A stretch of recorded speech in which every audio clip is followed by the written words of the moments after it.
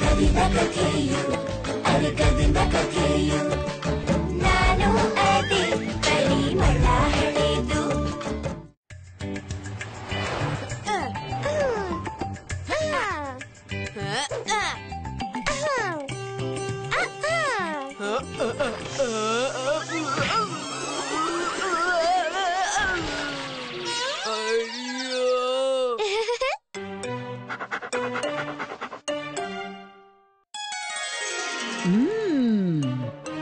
ಈ ಕಡ್ಡಿಯಿಂದ ನಾನು ಕೆಳಗಡೆ ಬಿದ್ದೋದೆ. ಈ ಕಡ್ಡಿನ ನಾನು ಸುಮ್ಮನೆ ಬಿಡಲ್ಲ. ಹಾಗಾದ್ರೆ ನಾನು ನಿನಗ್ ಸಹಾಯ ಮಾಡ್ತೀನಿ.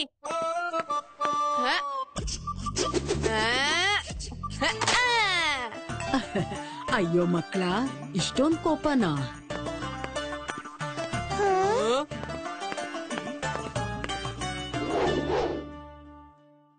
ಒಂದೊಂದನ್ನೇ ಮುರಿಯೋದ್ರಿಂದ ಏನ್ ಪ್ರಯೋಜನ? ಒಂದ್ ಕೆಲ್ಸ ಮಾಡಿ, ಇದನ್ನ ಒಟ್ಟಿಗೆ ಮುರಿದ್ ತೋರ್ಸಿ.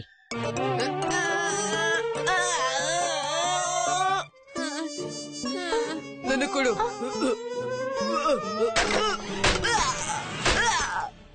ಅಯ್ಯೋ ಅಮ್ಮ, ಅಮ್ಮ ಇದ್ಯಾಕ್ ಮುರಿದೋಗ್ತಾನೆ ಇಲ್ಲ? ಹೇಗ್ ಮುರಿಯಕ್ಕಾಗತ್ತೆ?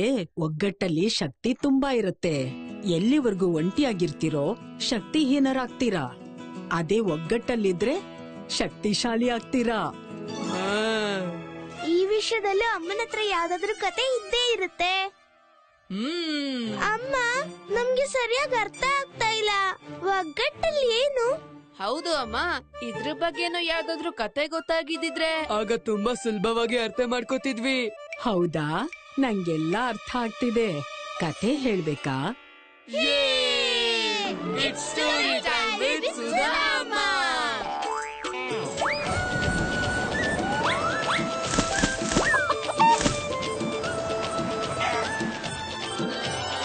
United we stand. ಈ ಕಥೆಯಂತೂ ವಿಜಯನಗರದ ಇಬ್ರು ವ್ಯಕ್ತಿಗಳ ಅದ್ಭುತವಾದ ಕಥೆ. ಒಬ್ಬ ದಿನಸಿ ವ್ಯಾಪಾರಿಯಾಗಿದ್ದ ಉಡಂಗ.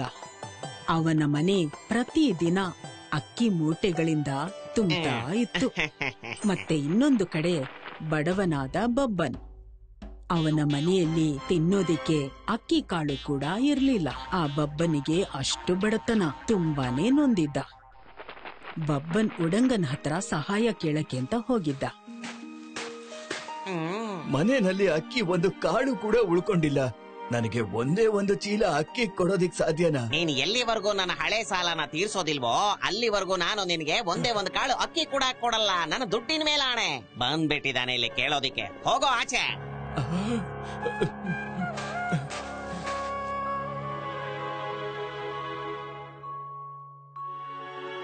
ಈ ಊರ್ನಲ್ಲಿ ನನಗೆ ಕೆಲ್ಸ ಕೊಡೋರು ಯಾರು ಇಲ್ಲ, ಸಹಾಯ ಮಾಡೋರು ಯಾರು ಇಲ್ಲ. ಇಡೀ ಕುಟುಂಬಕ್ಕೋಸ್ಕರ ನೀವೊಬ್ರೆ ಯಾಕೆ ಪಟ್ನಕ್ ಹೋಗ್ತೀರಿ? ನಾವೆಲ್ರೂ ಜೊತೆಗೆ ಹೋಗೋಣ, ಮತ್ ಜೊತೆಗೆ ಕಷ್ಟ ಪಡೋಣ. ಹಾ ಸರಿ, ಹಾಗಾದ್ರೆ ನಾವು ನಿಮ್ಮೊಬ್ರನ್ನೇ ಕಷ್ಟ ಪಡೋದಕ್ಕೆ ಯಾವುದೇ ಕಾರಣಕ್ಕೂ ಬಿಡಲ್ಲ. ಕೈ ಜೋಡಿಸಿ. ಹಾ ಹಾ, ಖಂಡಿತವಾಗ್ಲು. ಬಬ್ಬನ್ ಅವರ ಮನೆಯವರು ಪ್ರತಿಯೊಂದು ಕಷ್ಟದಲ್ಲೂ ಒಗ್ಗಟ್ಟಾಗಿರ್ಬೇಕು ಅಂತ ತಿಳ್ಕೊಂಡಿದ್ರು. ಮತ್ತೆ ಇದೇ ಬಬ್ಬನ್ ಮನೆಯವರ ಶಕ್ತಿ. ಮಾರನೇ ದಿನ ಬಬ್ಬನ್ ಮತ್ತೆ ಅವರ ಕುಟುಂಬದವರು ಪಟ್ಟಣಕ್ಕೆ ಅಂತ ಹೊರಡ್ತಾರೆ.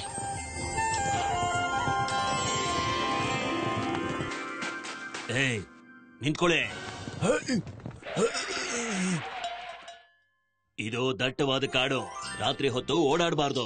ಎಲ್ಲಿಗೆ ಹೋಗ್ತಿದ್ದೀರಾ ನೀವು? ನಾವೆಲ್ಲರೂ ಪಟ್ಟಣಕ್ಕೆ ಅಂತ ಹೊರಟಿದ್ವಿ. ಮುಂದೆ ಎಲ್ಲಾದ್ರೂ ರಾತ್ರಿ ವಿಶ್ರಾಂತಿ ಪಡ್ಕೋತೀವಿ. ಸರಿ, ಆದಷ್ಟು ಹುಷಾರಾಗಿರ್ಬೇಕು. ಈಗ ತಾನೇ ಒಬ್ಬ ಕಳ್ಳ ನಮ್ ಕಣ್ಣು ತಪ್ಪಿಸಿ ಓಡ್ ಹೋಗಿದ್ದಾನೆ.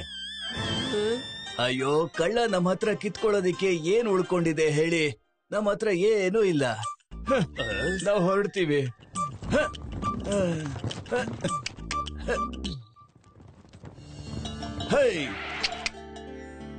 ಈ ಜಾಗ ಚೆನ್ನಾಗಿದೆ ಅಂತ ಅನ್ನಿಸ್ತಿದೆ.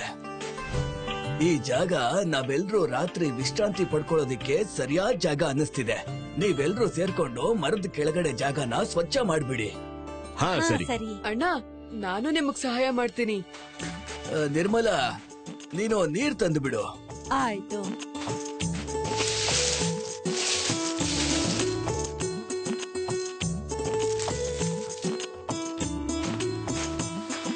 ನೀವೆಲ್ಲ ಬೆಂಕಿ ಹಚ್ಚೋದಕ್ಕೆ ವ್ಯವಸ್ಥೆ ಮಾಡ್ಕೊಳ್ಳಿ. ನಾನು ಹೋಗಿ ಒಣಗಿರೋ ಮರನ ಕಡ್ಕೊಂಡ್ ಬರ್ತೀನಿ. ಸರಿ ಅಪ್ಪ. ಇವರೆಲ್ಲ ಅಲ್ಲಿ ತಯಾರಿ ಮಾಡ್ಕೋತಿದ್ರು. ಮತ್ತೆ ಆ ಮರದ ಮೇಲೆ ಚಿನ್ನದ ನಾಣ್ಯಗಳನ್ನ ಕಳ್ತನ ಮಾಡ್ಕೊಂಡ್ ಬಂದಿದ್ದ ಕಳ್ಳ ಕೂತಿದ್ದ. ಈ ಜನ ಎಲ್ಲಿಂದ ಬಂದ್ರು ಅಂತ ಗೊತ್ತಾಗ್ತಿಲ್ವಲ್ಲ.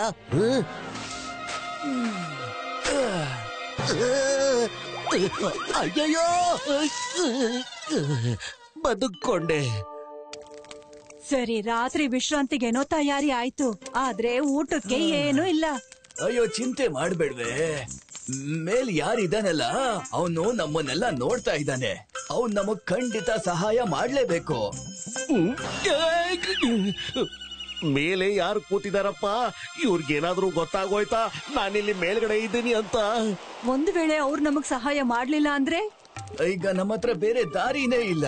ಅವ್ನ್ ಒಂದ್ ವೇಳೆ ನಮಗ್ ಸಹಾಯ ಮಾಡದೆ ಹೋದ್ರೆ ನಾವೆಲ್ರೂ ಸೇರಿ ಅವನ್ ಕಾಲನ್ನ ಹೇಗ್ ಹಿಡ್ಕೋಬೇಕು ಅಂದ್ರೆ ಗಟ್ಟಿಯಾಗಿ ಹಿಡ್ಕೋಬೇಕು. ಆ ಹಗ್ಗನ ಇಲ್ಲೇ ಇಡಪ್ಪ, ಕಟ್ಟೋದಿಕ್ಕೆ ಬೇಕಾಗತ್ತೆ. ಆಯ್ತು. ಕೆಲವೊಂದ್ಸಲ ಕಾಲ್ನ ಗಟ್ಟಿಯಾಗಿ ಹಿಡಿದ್ರೆ ಬಿಡೋದೇ ಬೇಡ ಅಂತಾರೆ, ಇನ್ ಕೆಲವು ಸಲ ಕಟ್ ಹಾಕಬೇಕು ಅಂತಾರೆ. ಇವರು ಮಹಾರಾಜರ ಕಡೆಯವರು ಅಂತ ಅನ್ಸುತ್ತೆ. ಇವ್ರು ಮಾತಾಡ್ತಿರೋದನ್ನ ನೋಡಿದ್ರೆ ಇವ್ರ ಹತ್ರ ಸಿಕ್ಕಾಕೊಂಡ್ರೆ ನಾನಂತೂ ತಪ್ಪಿಸ್ಕೊಳಕ್ ಆಗೋದೇ ಇಲ್ಲ. ಮೊದ್ಲಿನಿಂದ ಓಡೋ ಮುಂಗಿ.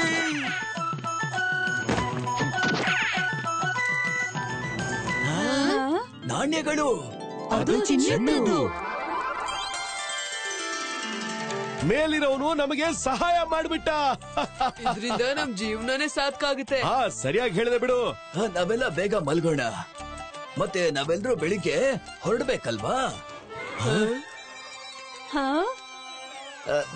ಅಯ್ಯೋ, ಪಟ್ಟಣಕ್ಕಲ್ರಪ್ಪ, ನಮ್ಮ ಹಳ್ಳಿಗೆ.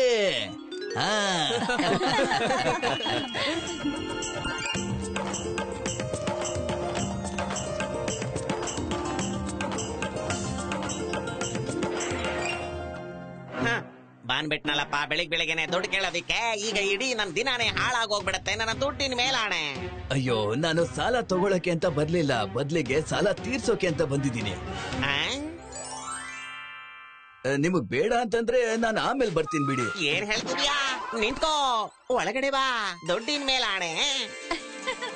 ತಗೊಳ್ಳಿ, ನಾನ್ ನಿಮ್ ಹತ್ರ ತಗೊಂಡಂತ ಸಾಲದ ಹಣ. ಮತ್ತೆ ಈ ಹಣದ ಬದ್ಲಿಗೆ ಅಕ್ಕಿ ಚೀಲೆಗಳನ್ನ ನನ್ನ ಎತ್ತಿನ ಗಾಡಿನಲ್ಲಿ ಹಾಕ್ಬಿಡಿ. ನೆನ್ನೆ ತನಕ ಕೊಟ್ಟಿದ್ದ ಸಾಲನೇ ತೀರ್ಸಿರ್ಲಿಲ್ಲ. ಇವತ್ ನೋಡಿದ್ರೆ ಹಳೆ ಸಾಲ ತೀರ್ಸಿ ಜೊತೆಗೆ ಅಕ್ಕಿನೂ ಕೊಡು ಅಂತ ಕೇಳ್ತಿದ್ದಾನಲ್ಲ. ಇಡೀ ಪರಿವಾರ ಸೇರ್ಕೊಂಡು ರಾತ್ರೋರಾತ್ರಿ ಕಳ್ತನ ಮಾಡ್ಗಿಡಿದ್ರ ಹೇಗೆ? ನನ್ ದುಡ್ಡಿನ ಮೇಲಾಣೆ. ಇಲ್ಲ ಯಜಮಾನ್ರೆ, ಅದೇನಾಯ್ತು ಅಂದ್ರೆ, ಬಬ್ಬನ್ ಹೇಳಿದ ಕಥೆಯನ್ನ ಕೇಳಿ ದುರಾಸೆ ಪಟ್ಟಿರೋ ಉಡಂಗ ಅದೇ ಮರದ ಹತ್ರ ಹೋಗಿ ಒಗ್ಗಟ್ಟಾಗಿರೋ ಹಾಗೆ ನಾಟಕ ಮಾಡೋದಿಕ್ಕೆ ಪ್ಲಾನ್ ಮಾಡ್ದ. ಒಗ್ಗಟ್ಟಾಗಿರೋದಿಕ್ಕೆ ಜನರಂತೂ ಬೇಕು. ಅದಕ್ಕೆ ಅವನು ತನ್ನ ಗಿರಾಕಿಗಳಿಗೆ ಚಿನ್ನದ ನಾಣ್ಯವನ್ನ ಕೊಟ್ಟು ಕರೆಸ್ಕೊಂಡ. ಆ ಮರದ ಕೆಳಗೆ ಬಬ್ಬನ್ ಮಾಡಿರೋ ಹಾಗೆ ನಾಟಕ ಮಾಡೋಣ ಅಂತ ಹೇಳ್ದ. ಮಾರನೇ ದಿನ ಅವನು ಗಂಟು ಮೂಟೆ ಕಟ್ಕೊಂಡು ಆ ಮರದ ಹತ್ರ ಹೋದ. ಕಳೆದೋಗಿದ್ದ ಚಿನ್ನದ ನಾಣ್ಯಗಳನ್ನ ಹುಡುಕ್ತಾ ಕಳ್ಳ ಮುಂಗಿ ಆ ಮರದ ಹತ್ರನೇ ಕೂತಿದ್ದ. ನನ್ನ ನಾಣ್ಯದ ಚೀಲ, ಇಷ್ಟು ದಿನ ಕಷ್ಟಪಟ್ಟಿದ್ದೆಲ್ಲ ವ್ಯರ್ಥ ಆಗೋಯ್ತಲ್ಲ. ಜಾಗ ಅಂತೂ ಇದೆ, ಎಲ್ಲ ಸಾಮಾನು ಇಳಿಸಿ.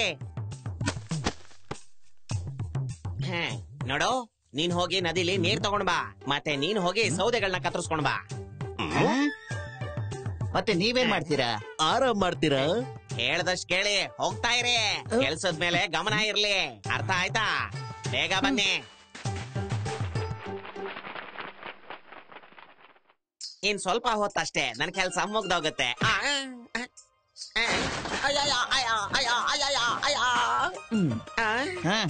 ನೀರನ್ನ. ನೀನೊಂದ್ ಕೆಲ್ಸ ಮಾಡೋ. ಅಯ್ಯೋ, ಇನ್ನು ಏನ್ ಕೆಲ್ಸ ಉಳ್ಕೊಂಡಿದೆ? ಅಯ್ಯೋ ಮೂರ್ಖ, ಈಗ ಪ್ರಶ್ನೆ ಮಾಡೋದಿಕ್ ಶುರು ಮಾಡು. ಅದಕ್ಕೆ ತಾನೇ ನಾನ್ ನಿನ್ಗೆ ನಾಣ್ಯಗಳನ್ನ ಕೊಟ್ಟಿರೋದು. ರಾತ್ರಿ ವಿಶ್ರಾಂತಿ ಪಡ್ಕೊಳ್ಳೋದಿಕ್ಕೆ ಎಲ್ಲಾ ವ್ಯವಸ್ಥೆ ಮಾಡಿದ್ದಾಗಿದೆ, ಆದ್ರೆ ತಿನ್ನೋದಿಕ್ಕೇನು ಇಲ್ಲವೇ? ಚಿಂತೆ ಮಾಡ್ಬೇಡ, ಮೇಲ್ಗಡೆ ಕೂತ್ಕೊಂಡು ಅವ್ನ್ ನೋಡ್ತಿದ್ದಾನಲ್ಲ, ಅವನೇ ನಮ್ಗೆ ಸಹಾಯ ಮಾಡ್ತಾನೆ. ನನ್ ದುಡ್ಡಿನ ಮೇಲಾಣೆ. ಈ ಮಾತನ್ನಂತೂ ಎಲ್ಲೋ ಕೇಳ್ದ ಹಾಗಿದ್ಯಲ್ಲಪ್ಪ. ಆದ್ರೆ ಅವ್ನು ನಮಗೆ ಹೇಗ್ ಸಹಾಯ ಮಾಡ್ತಾನೆ? ಯಾಕೆಂದ್ರೆ ನಮ್ಮಲ್ಲಿ ಒಗ್ಗಟ್ಟಿದೆ. ಅವನ ಹತ್ರ ಈಗ ಬೇರೆ ದಾರಿನೇ ಇಲ್ಲ. ಮೇಲ್ಗಡೆ ಇರೋನು ನಮ್ಗೀಗ ಸಹಾಯ ಮಾಡೋದಿಕ್ ಬರ್ಲೇಬೇಕು. ಸರಿ ಹೋಯ್ತು, ಈ ಯಜಮಾನ್ರ ಮಾತನ್ನ ಕೆಲಸದವ್ರೆ ಕೇಳ್ತಾ ಇಲ್ಲ ಅಂದ್ರೆ ಮೇಲಿರೋನು ಇನ್ ಹೇಗ್ ಕೇಳ್ತಾನೆ? ನಡಿ ಬುಗ್ಗಿ, ಈಗ ನೀನ್ ಕಳೆದು ಹೋಗಿರೋ ಚೀಲನ ಹುಡ್ಕೋಂತ ಸಮಯ ಬಂತು.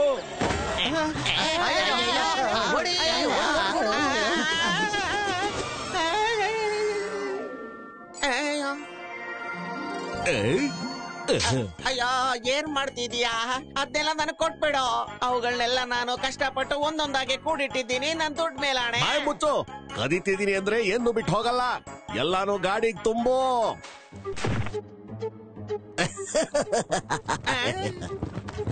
ನಾನಿಲ್ಲಿ ದುಡ್ದು ಸಂಪಾದನೆ ಮಾಡೋಣ ಅಂತ ಬಂದೆ, ಆದ್ರೆ ಈಗ ನಾನ್ ದುಡ್ದಿರೋ ದುಡ್ಡು ಎಲ್ಲ ಹೊರಟೋಯ್ತಲ್ಲಪ್ಪ.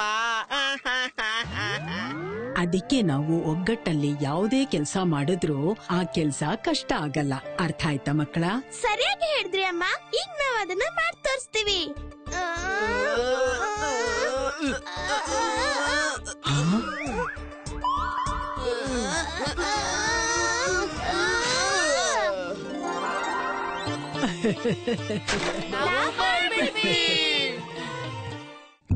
If you like this video, subscribe to our channel Murthy Media. ಮಾತು ಮಾತಲ್ಲಿ ತಕ್ಷಣ ಬೀಳುತ್ತೆ ಹನಿಯು, ಅದುವೆ ಪಿಸು ಮಾತಲ್ಲಿ ಸಂಪೂರ್ಣ ನಿಜವಾದ ಕಥೆನು ಹೇಳಲು ಬಂದೆ ಈಗ ಸಿಹಿ ಕಹಿ ರುಚಿಗಾಗಿ. ಮಗು ನಾನು ಚೂಟಿ ಅಜ್ಜಿ ಮುತ್ತಜ್ಜಿ, ಮಗು ನಾನು ಚೂಟಿ ಅಜ್ಜಿ ಮುತ್ತಜ್ಜಿ. ಕವಿದ ಕಥೆಯು ಅರಗದಿಂದ ಕಥೆಯು, ನಾನು ಅದೇ ಪರಿಮಳ ಹಳೆದು. ಕಿಂಚಿತ್ತು ಮಾತಲ್ಲಿ ಕಟು ಸತ್ಯ ಹೇಳ್ತೀನಿ, ಗಾಳಿ ಆಗಿ ಬೀಸಿ ಒಂದು ಕಿಟಕಿ ತೆರಿತೀನಿ. ಬೆರಳನ್ನು ಹಿಡಿದು ಜೊತೆಯಾಗಿ ನಡೆವೆ, ದಟ್ಟಣೆಯ ಕತ್ತಲಲ್ಲಿ ಮಿಸುಕಾಗಿ ಉರಿವೆ. ಅಂಗಳದ ಮಣ್ಣಲ್ಲಿ ಪರಿಮಳ ಮನದಲ್ಲಿ ಕವಿದ ಕಥೆಯು